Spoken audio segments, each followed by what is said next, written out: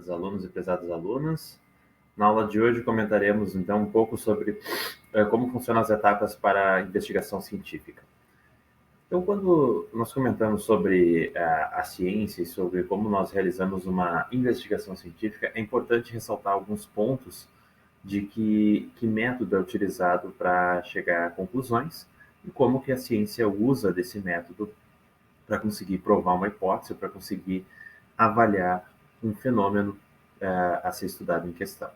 Então, para nós conhecermos um pouco melhor o método científico, ele é um formato de procedimentos intelectuais e tanto técnicos que buscam chegar a um determinado conhecimento.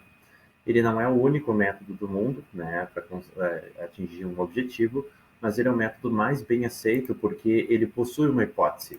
Ele é um método mensurável, ele é um método também que as conclusões são obtidas por meio de dados observáveis. Ou seja, o método científico nada mais é do que um formato do qual cientistas e pesquisadores utilizam para testar suas hipóteses e para avançar o conhecimento como um todo, por exemplo, na área de nutrição, imunologia, na área de biologia molecular, etc. Então, é algo que pode ser mensurado, diferente de outras condições, por exemplo, de empirismo, de que geralmente não existe um procedimento intelectual, não existe um método, a hipótese é criada, não se mensura, é algo muito, digamos, solto. Por isso que cientistas utilizam geralmente do método científico para provar. Usam e abusam o tempo inteiro, porque isso faz parte da formação de um cientista, né? Trazer em cima de soluções, de problemas, trazer soluções.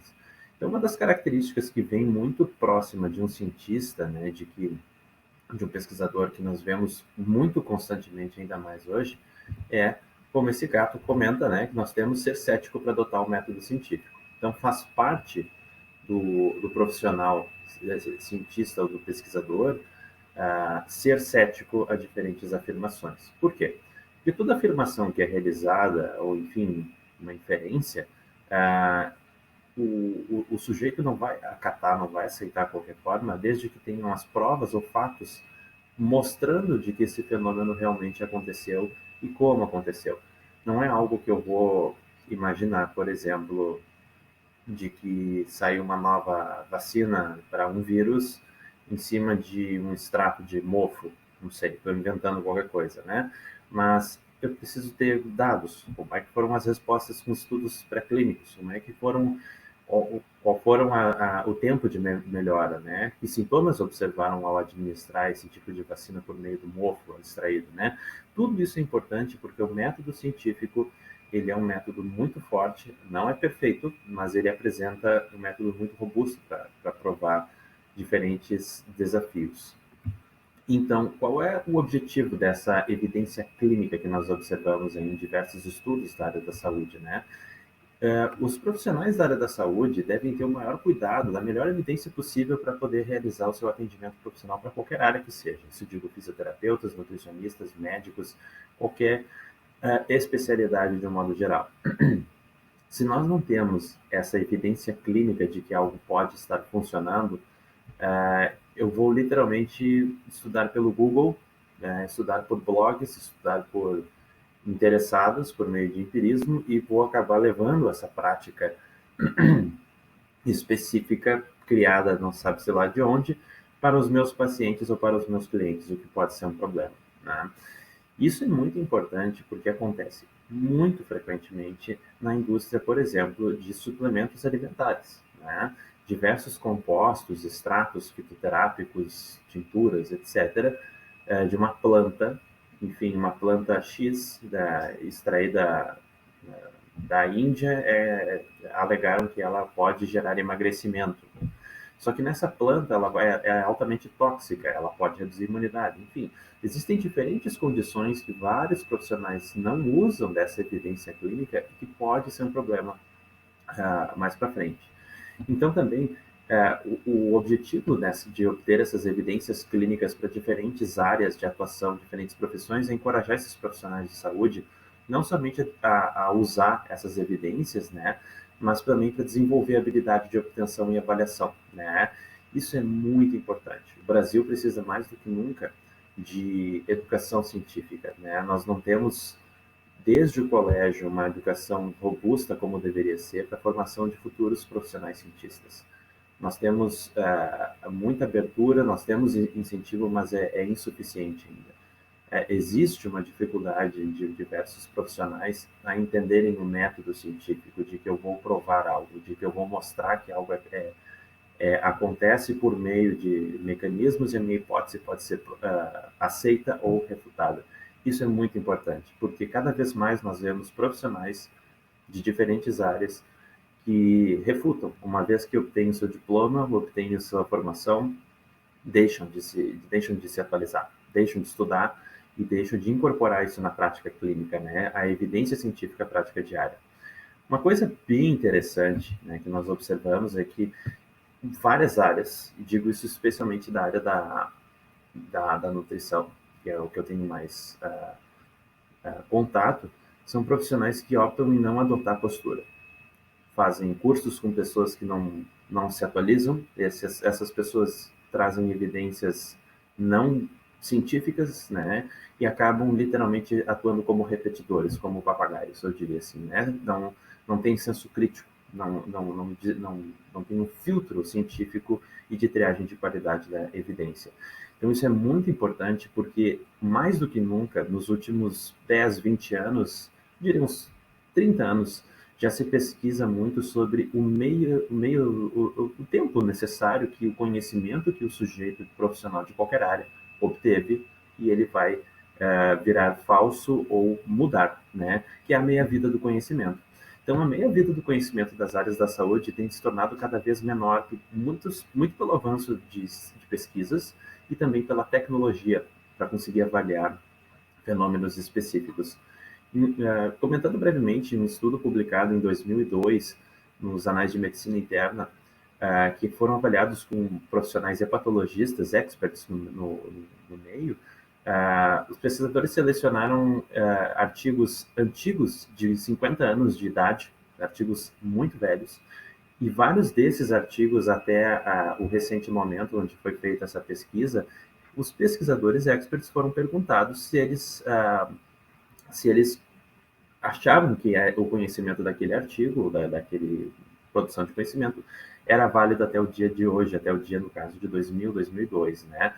E, curiosamente, nem todas as evidências pereceram ou deixaram de ser verdadeiras com o tempo, mas boa parte em torno de 40% dos estudos se mantiveram, né, como o fato obtido de conhecimento, mas boa parte acabou mudando. Mudou doses, mudou diagnóstico, mudou sintomas, ou se conheceu novas síndromes, mudanças, etc.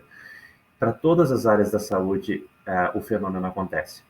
Acontece com o próprio metro, a medida, o metro, né? O metro é algo que tem sido corrigido ao longo do tempo pela melhor tecnologia de aferição. Então, o profissional da saúde, seja qual for, deve saber que o conhecimento obtido numa disciplina deve ser obtido, enfim, durante a sua formação, qualquer área que seja, isso tem um meio tempo, uma meia vida. E de que é importante para o profissional não achar, bom, então eu nunca vou saber tudo o que eu tenho que saber, eu sempre preciso estudar. A educação deve ser continuada. E a pesquisa em saúde ajuda muito isso para saber criar essas ferramentas para que o profissional continue se atualizando por conta própria depois de profissional propriamente dito. Depois de ser biomédico, depois de ser nutricionista, depois de ser médico, depois de ser educador físico ou profissional de educação física, fisioterapeuta, este profissional vai saber como se atualizar. Isso é muito importante, porque faz uma diferença gigante em um bom profissional para um profissional mediano. Então, algo muito importante que nós temos hoje, mais do que nunca, e por isso que é importante nós sabermos a etapa de uma investigação e conhecer os estudos, é a overdose de informação. Há alguns anos eu perguntei para alguns estudantes de pós-graduação qual era o problema que nós tínhamos no meio da nutrição, e as pessoas diziam falta de informação sobre o assunto. E eu discordo. Não é falta de informação sobre muita coisa. Hoje, mais do que nunca, com a globalização e com a internet, nós temos acesso a informações, a documentos, enfim, conteúdos que antes nós não imaginávamos que teríamos a um clique ou a alguns cliques, né? Então, hoje nós temos uma condição de que vários profissionais conhecem, têm acesso à informação, mas não têm o melhor filtro possível para essa informação. Eu vou dar um exemplo clássico aqui, por exemplo, de livros que nós temos aí para compra e modas, eu posso dizer assim, ou religiões que a nutrição vê por aí.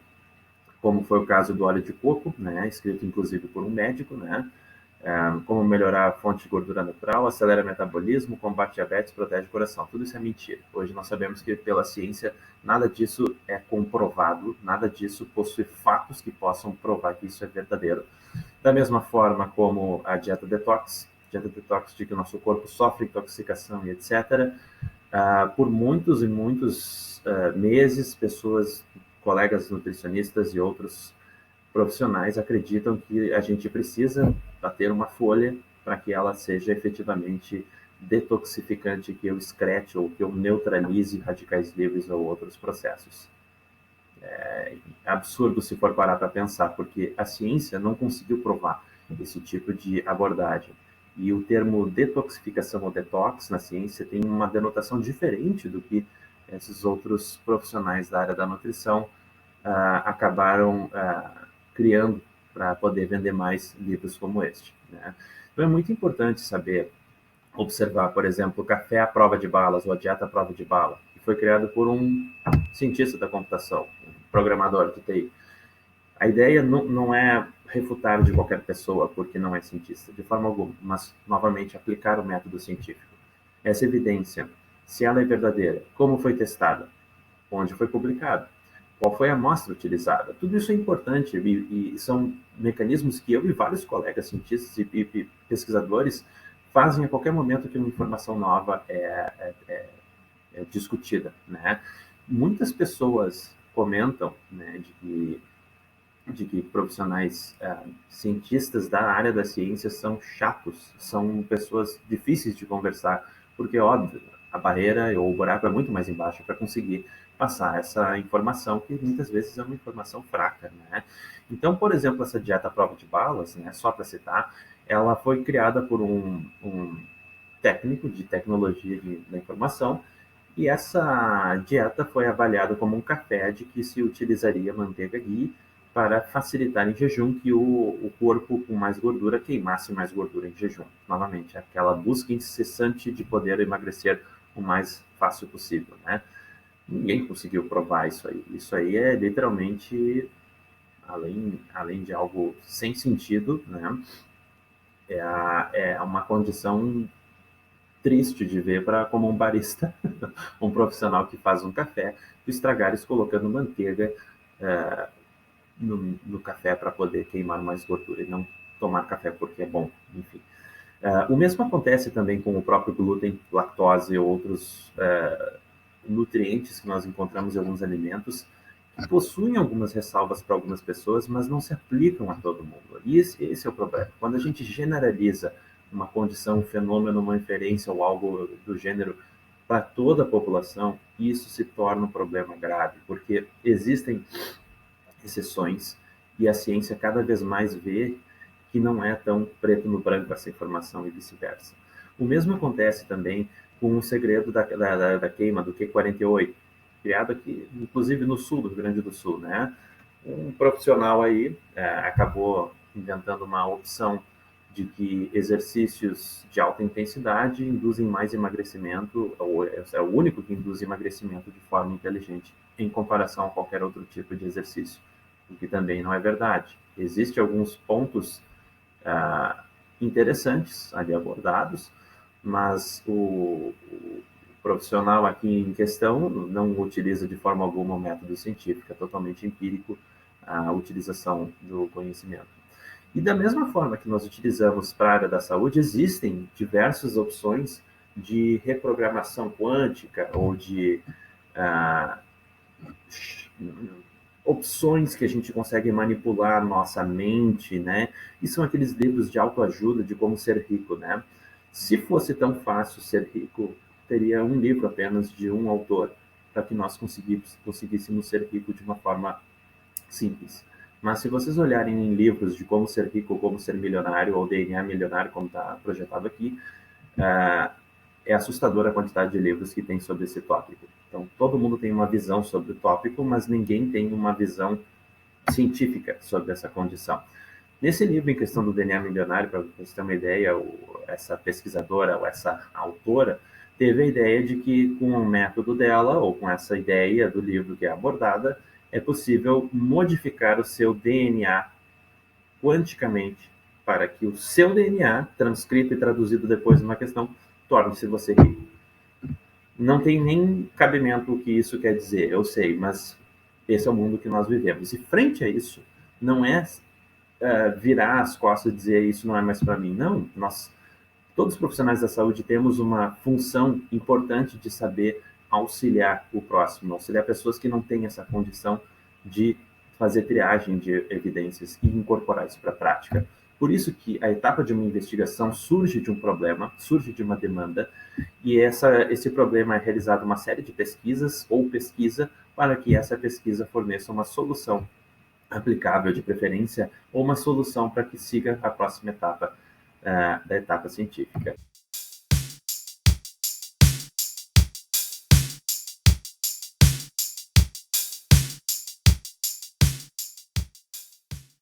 Quais são as etapas de uma investigação? Primeiro, identificação do problema. Eu identificando o problema, ele vai ser o ponto de partida para uma investigação científica, né? Isso vai ser importante porque se eu preciso atingir o sucesso com a minha pesquisa, que é o que eu vou querer para uma pesquisa científica, o problema ele tem que estar muito claro e muito estabelecido. Então, muitas vezes a pesquisa, eu vou obter minha resposta, só que eu vou ter uma resposta e mais 98 dúvidas sobre o problema que eu estou investigando. Isso faz parte da ciência. A gente sabe cada vez menos sobre um assunto porque mais perguntas são geradas. E se essa condição acontece para todas as pessoas? Será que crianças respondem diferentes? Será que idosos respondem diferentes? E se a pessoa tiver uma comorbidade associada, será que muda esse cenário? Isso tudo é muito importante, né? Então, o ponto de partida para uma investigação científica é algo que vai gerenciar ou vai induzir uma nova resposta.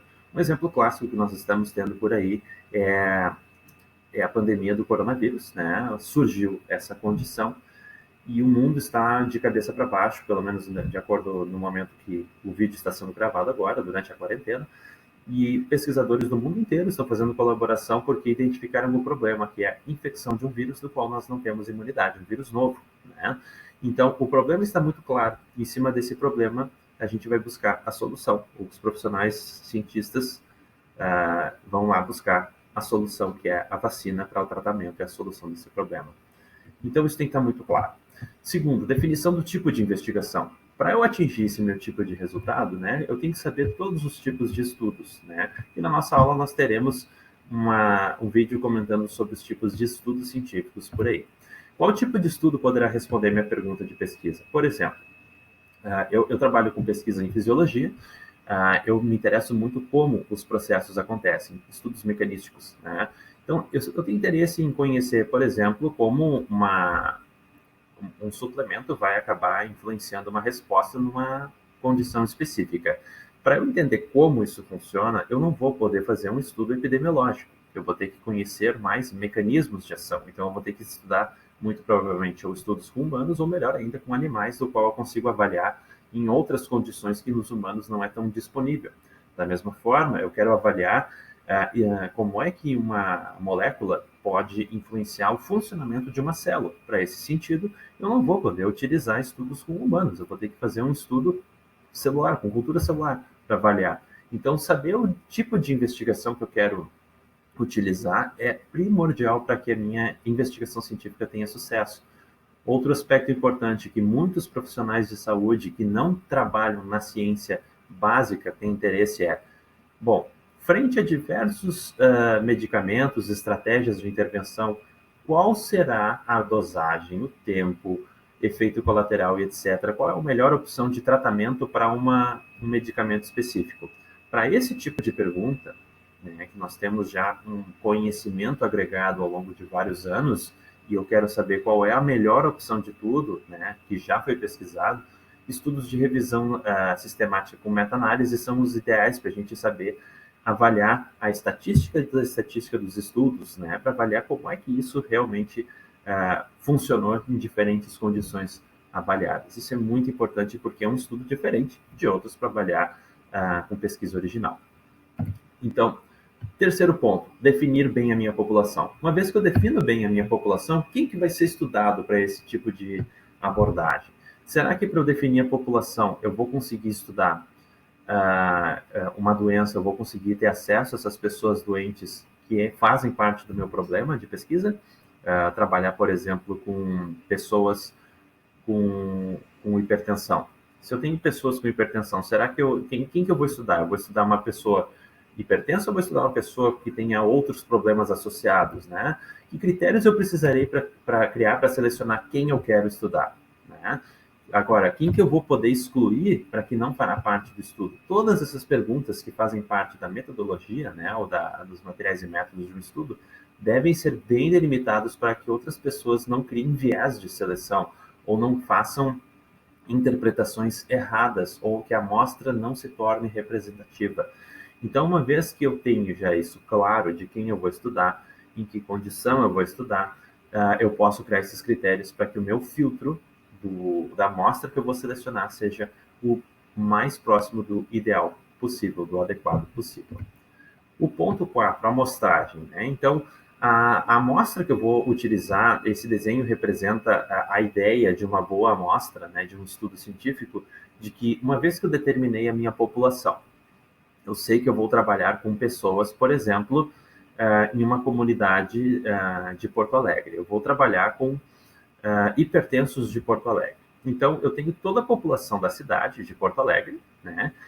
Mas da cidade de Porto Alegre, eu não vou poder estudar todas as pessoas de Porto Alegre para o meu estudo, por questões óbvias, né? Vai se tornar um estudo caro, um estudo que fica impraticável do ponto de vista prático, eu não vou conseguir avaliar todos e muito menos verba para que isso aconteça. Então, o que a pesquisa faz? Nós selecionamos uma amostra da população de Porto Alegre, que é hipertensa, e essa amostra deve ser representativa, ela deve representar o perfil da população total, para que os resultados obtidos nessa investigação sejam extrapolados para toda a população específica, não para o mundo, mas para a população que eu estou estudando. Isso é primordial, porque muitos estudos que nós temos por aí, não digo com doenças, mas, enfim, estudos clínicos, muitas vezes a amostra tem algumas ressalvas, alguns poréns, que nos impedem de extrapolar esses resultados de uma forma muito linear, para que eu tenha essa análise crítica, enfim, da intervenção ou de um diagnóstico perfeita, eu diria assim, muito próximo do ideal, porque às vezes a amostra não é representativa, né? Então, isso é muito importante porque, uma vez que eu determino a minha amostragem, eu vou conseguir extrapolar esses resultados e isso pode avançar o meu conhecimento, esperamos que avance o conhecimento sobre determinada área em questão. O quinto dado, coletar os dados, né? Então, a investigação científica já foi criado o projeto, já fiz a amostragem, já sei quem eu preciso estudar, já sei bem qual é o problema, né? Sei que tipo de estudo eu devo aplicar, e a coleta de dados é realmente colocar a mão na massa, entre aspas, né? De fazer o projeto ou fazer a pesquisa rodar de fato. Então, se eu vou trabalhar com exames clínicos, eu vou aplicar ou fazer os exames clínicos laboratoriais. Se eu vou avaliar questionários de frequência, questionários onde eu tenho coleta de dados por perguntas e respostas, questionários que eu vou avaliar cognição, questionários que eu vou avaliar interpretação de pessoas, tudo isso eu vou aplicar, isso faz parte da coleta de dados. Exames de outra natureza, do qual eu vou fazer exames radiológicos, exames físicos, exames bioquímicos, exames de capacidade funcional, exames de força e etc. Todos esses exames que vão fazer parte de dados, eu coleto esses dados, estoco num banco de dados, né? Para que depois ele faça a etapa seguinte. Então, é a parte bem de mão de obra, né? De que nós temos pessoas envolvidas, geralmente num projeto, uma ou mais, que vão acabar estando no front lá, coletando dados constantemente até que isso seja atingido um ponto de equilíbrio, um ponto ideal para que isso seja depois analisado. E aí entra na nossa etapa 6, que é a análise dos dados coletados. Uma vez que eu coletei todos esses dados, em cima de um bom projeto de pesquisa, que eu sei o que eu quero estudar, eu sei em quem eu quero estudar e como eu quero estudar, e já tenho os dados disso, eu vou analisar. É onde eu faço tanto análise estatística e análise descritiva também desses dados, né? Do qual eu vou conhecer melhor esse perfil todo.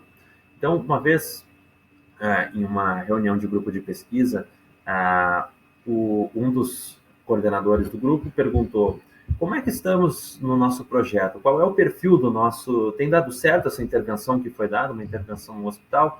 E a aluna não tinha feito essa análise no momento, porque o projeto estava andando, né? O projeto estava seguindo, e sem fazer análise de dados nós não sabemos, nós temos uma análise empírica, eu preciso medir, lembra? O método científico nós precisamos medir isso para saber, confirmar a hipótese, e a colega disse, tá funcionando, tá dando tudo certo. Como é que ela sabe que está dando tudo certo se não foi analisado os dados, né?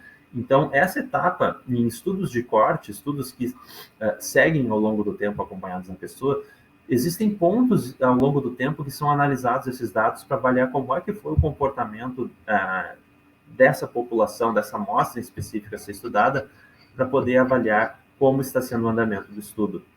Então, isso é muito importante. Se eu não tenho análise de dados, eu não tenho um diagnóstico, digamos assim, eu não tenho uma noção nesse presente momento da pesquisa. Então, dependendo do modelo, do tipo de estudo, do delineamento, a análise de dados vai acontecer em um momento ou em vários momentos, mas é importante para que eu saiba o que está acontecendo, eu faça essa etapa de análise de dados coletados. Então, para alguns estudos, como revisão sistemática, e que eu quero avaliar selecionando 95 artigos sobre o uso de estatinas para redução de colesterol, colesterol total, colesterol ruim, o LDL colesterol, enfim, qual é o efeito da estatina, ou qual é a dosagem, qual é o melhor tipo de efeito de estatina sobre colesterol ou de lipoproteínas, a meta-análise vai ser realizada por meio da estatística de outros estudos selecionados, de todos esses selecionados, para que eu tenha uma noção de que isso vai favorecer o tratamento ou vai favorecer o placebo. Isso é muito importante porque é o que dá esse salto de robustez, de grau e robustez científica de um estudo. Partindo então para a etapa 7, partimos aí para uma etapa de interpretação. A interpretação é algo bem complexo de entender os estudos, porque envolvem entender bem o cenário como um todo. Envolve muito a questão criativa de um pesquisador conectar bem esses dados e explicá-los. O que significam esses achados? Eu avaliei um estudo sobre XYZ.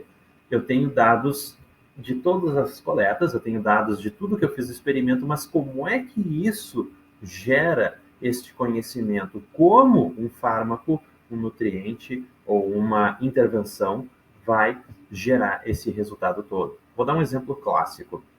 Em um estudo que eu fiz no meu mestrado com L-arginina, eu precisei coletar todos os dados, e todos os dados que eu coletei com esse nutriente, quando fui interpretá-los, não era fácil de interpretar, não fazia nenhum sentido, em outras palavras. Quando eu fui investigar os dados desse trabalho, eu fui observar que a ração dos animais que estavam consumindo, que imaginava eu ter um teor fisiológico deste nutriente, do aminoácido da L-arginina, para minha surpresa, eu fui ver que a ração dos animais não tinha arginina. Eu estava trabalhando, na verdade, não com um modelo de complementação de L-arginina, mas de deficiência de L-arginina. Então, para eu interpretar os dados, eu tenho que entender o cenário como um todo, né? Entender a figura por completo, como é representado aqui. Essa figura aqui, o pesquisador vai ter todos os seus dados, ele não tem que enxergar apenas o hidrante, ele tem que dar vários passos para trás dessa figura, né? Dar vários passos para trás para que ele enxergue daí o cenário por completo. Isso não é fácil, isso precisa de tempo, isso precisa de muita discussão com outros colegas, experts e outros profissionais que possam avançar o conhecimento para que isso seja realizado a melhor explicação possível dessa hipótese, como que isso aconteceu, né? Então, algo muito importante que nós temos para os estudos é nós criarmos esse cenário que seja observável, que eu tenha variáveis que eu consiga tanto interpretar da melhor forma, mas que para eu interpretar eu preciso montar as minhas análises, montar essa coleta de dados e montar essa amostra para que eu consiga enxergar a figura por completo, Diferente como essa figura que nós estamos vendo, cachorros observando uma TV com um snack bem bom ali, né? Eu posso ter, na verdade, um pedaço da figura que eu não montei o meu projeto de pesquisa adequadamente, que eu não conseguisse mensurar esse efeito. Isso pode ser um problema para nós entendermos, pelo menos para esse estudo ou para essa investigação, o cenário por completo. Então, um bom projeto de pesquisa vai pensar com antecedência o que eu preciso para entender melhor esta minha pergunta de pesquisa. Se eu vou estudar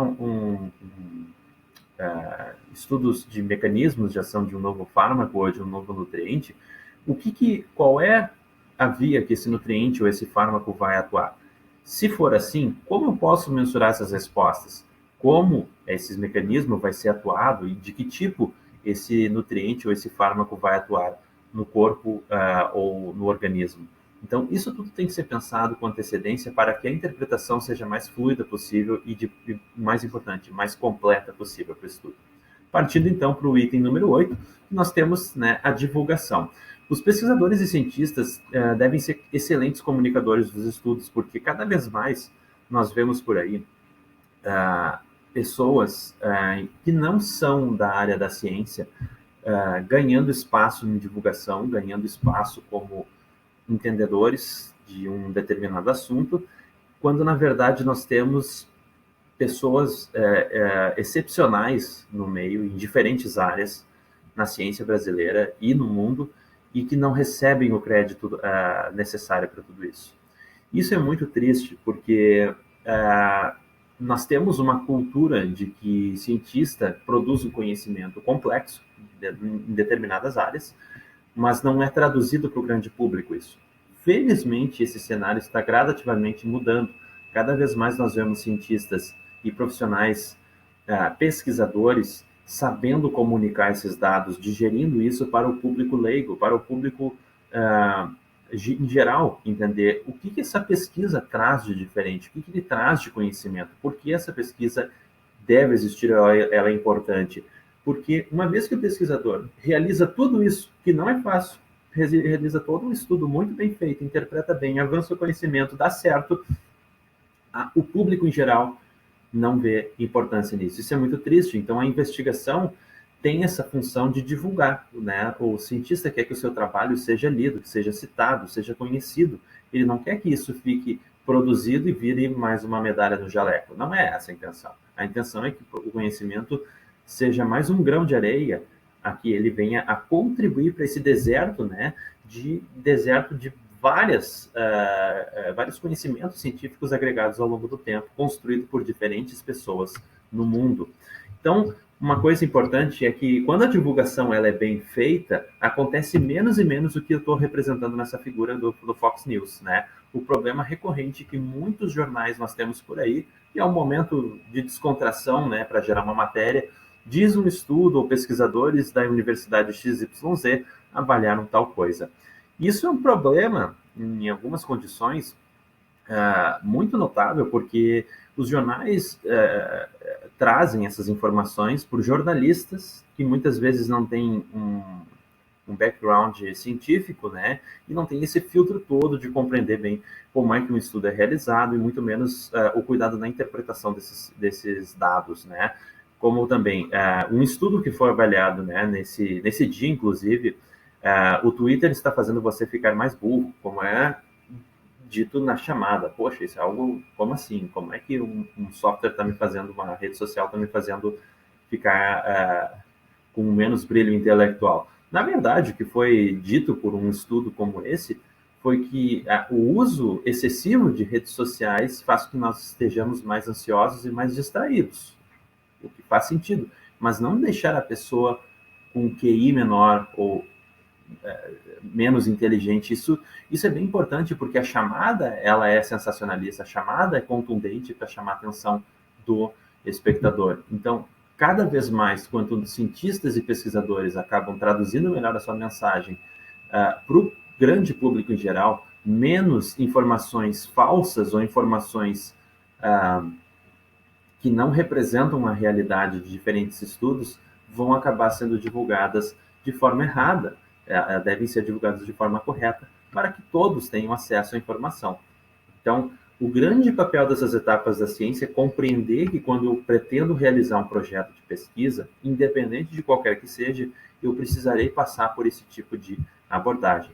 Muitas vezes, a amostra que eu selecionarei para o estudo, se for uma revisão, serão artigos, não serão pessoas. Terão pessoas nos artigos, claro, mas serão estudos científicos, né? Então, isso tudo depende de como eu vou abordar e o tipo de estudo que eu vou selecionar.